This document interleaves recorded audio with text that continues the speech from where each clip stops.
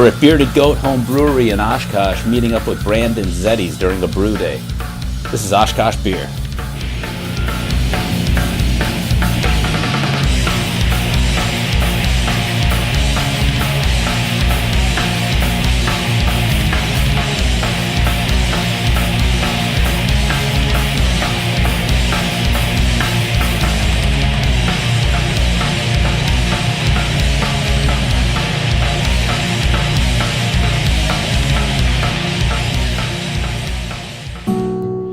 My name is Brandon Zeddies. I'm an Oshkosh native. I like to brew beer. Yeah, I started with extract kits just on the stove top, doing that kind of thing. I did a few batches that way.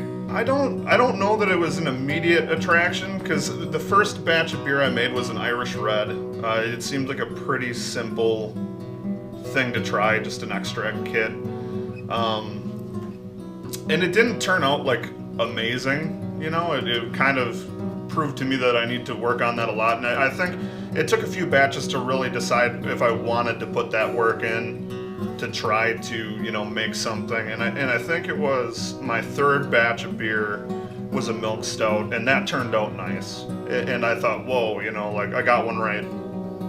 So this is something that's doable here. This is something that I can make beer right here at home that is at least decent at that point. It wasn't amazing. It wasn't some highly coveted beer, right? But it was good enough to drink and enjoy and have friends try, and that's when I decided I was gonna go all in, just and get even geekier about it. Just take it as far as I can go. I think by about the fourth or fifth batch, I had all grain equipment and was starting to brew that way, and got kicked out of the kitchen, right? Not enough space in there. I had to come out to the garage, and just been lost ever since. Just keep falling farther down the hole, On this system here, I typically brew 10-gallon batches. I can go up to 15 of probably like a standard medium gravity beer, but I mostly go with 10-gallon batches. I've got a 20-gallon boil kettle to allow for all sorts of room. And then the other two, the hot liquor tank and the mash tun, are both 15-gallon.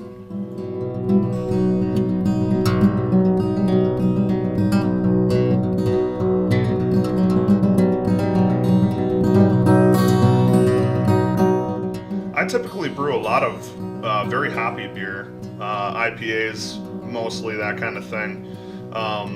It seems like every style I try to brew ends up being too hoppy. For what it is, right? I've got a heavy hand with hops. I keep doing it because this hobby is a very unique one in the way that I think it's got something for everybody, for every skill level, for every. You can make this as simple as you want it. You can make it as complicated as you want it.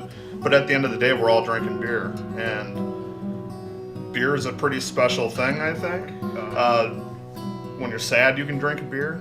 You can celebrate with beer. You can do anything you want, right? And I think it's really special. I think it brings everybody together, and to be a part of that's pretty sweet,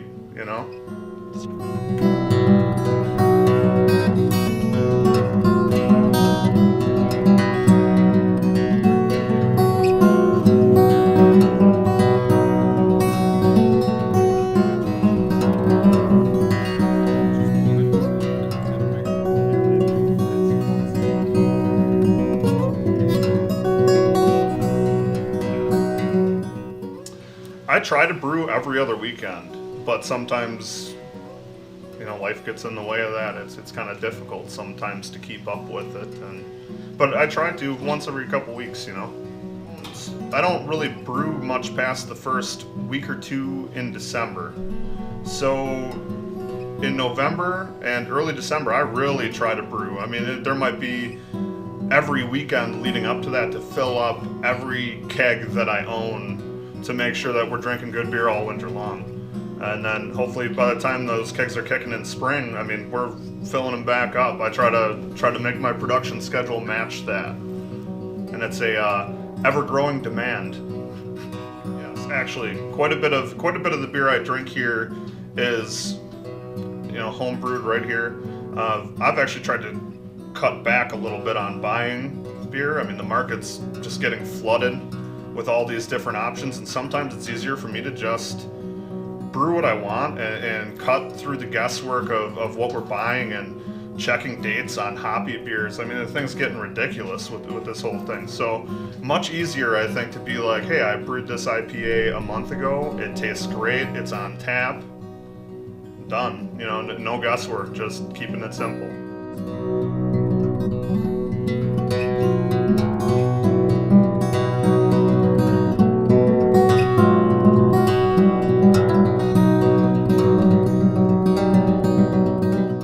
Beers that I do now, I ferment in this stainless steel conical here that I actually won at a competition, not because of my skill, because of the amount of beers that I entered into it. It's like a raffle type situation. But I ferment a lot of my beers right here inside of a old upright freezer that the thermostat is bypassed, and I control it with the cooling of the freezer and then some heaters that I'll pop in here. And then at the bottom of a conical, I can harvest yeast for my next batch and just keep the hoppy beer rolling, just keep everything moving.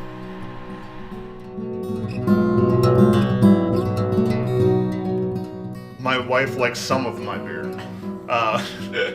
With most of it being hoppy, she's not into it, but I also make some sour beers and stuff like that, some extended aging projects and stuff that I've gotten. She really, really is into that kind of stuff.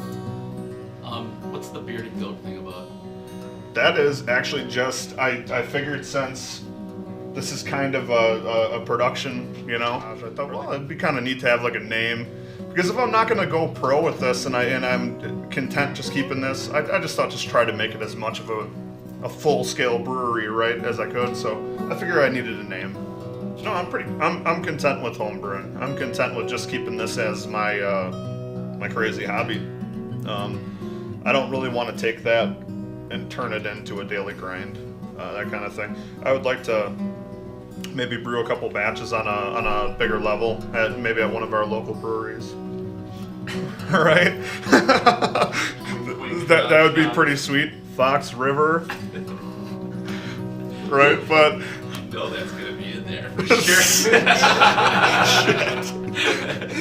I don't really want to make it more than it is, because right now it's a lot of fun, and it just feels like a privilege to be able to do this.